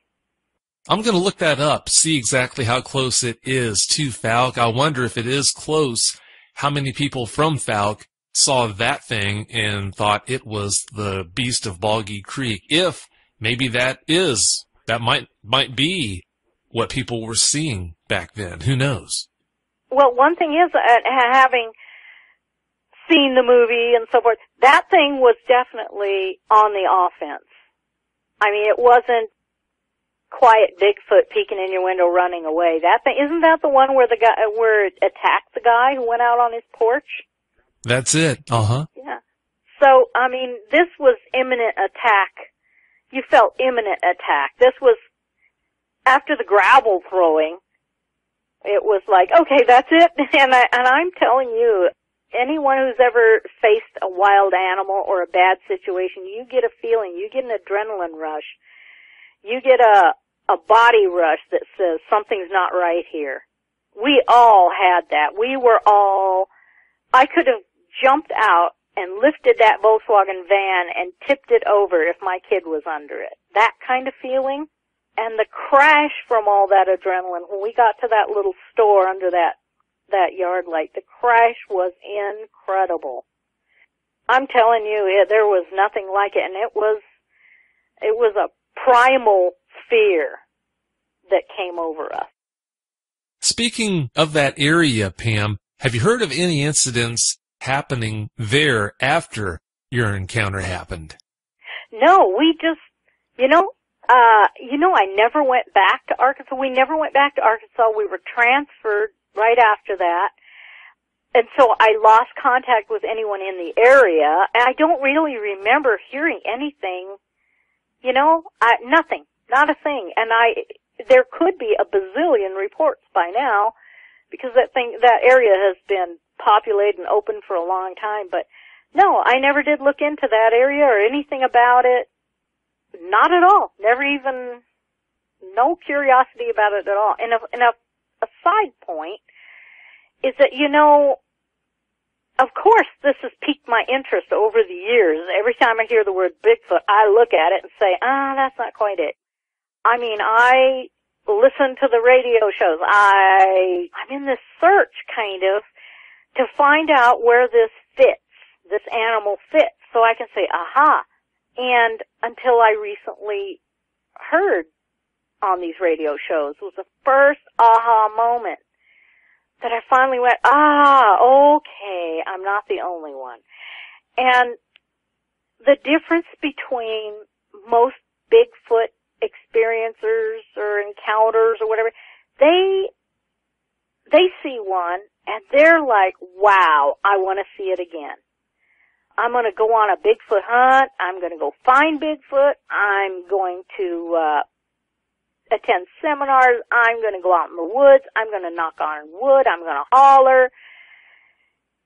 I really don't hear anybody who says, oh, I saw a dogman, werewolf, this beast, say, oh, yeah, let's go back to Arkansas and park in that same spot, and let's have some infants and a sick man with us. Let's roast some hot dogs, and let's hope that we get a gravel shower and some red-eyed beasts to come out here and play flutes for it. I mean, that is not going to happen. And I've listened to your show, and the first guy, he everything he said was, I could say yes, my head was nodding. No, I'll never go back there. No, I have no interest in finding one of these things. If I was in a helicopter and I happened to, there's one, let's take some good pictures, whatever, throw a net, yeah, but anyone who has this experience in their right mind isn't going to go out there and say, oh yeah, I want to touch the cobra. I definitely agree. I do not advocate going out looking for these things. There's a reason why car crashes are not studied from inside the car. They're always studied from a distance. I think that applies in this case as well. By the way, Pam, also, since you got to see its hands pretty well, you said, did you have a chance to notice if it had claws or nails? No, I couldn't see any detail like that. I just saw basically the distance between fingers. I saw black appendages that were grabbing, and the only thing I could say is that I could see the blackness of the fingers outlined on the reflection of bushes. So I could tell there were fingers and not a paw. Through all of that encounter, did you ever smell anything? No, it was a total clear, wonderful evening. We had, van windows open, whatever, and there was nothing, not a thing that set us off. There was no smell, not a thing, nothing. Well, in closing, you mentioned the pictures that you sketched. I'm going to have those posted on my website, dogmanencounters.com. Also, I'll have those posted on the show page of dogmanencountersradio.com. For anyone that would like to take a look at them, that's where you can find them.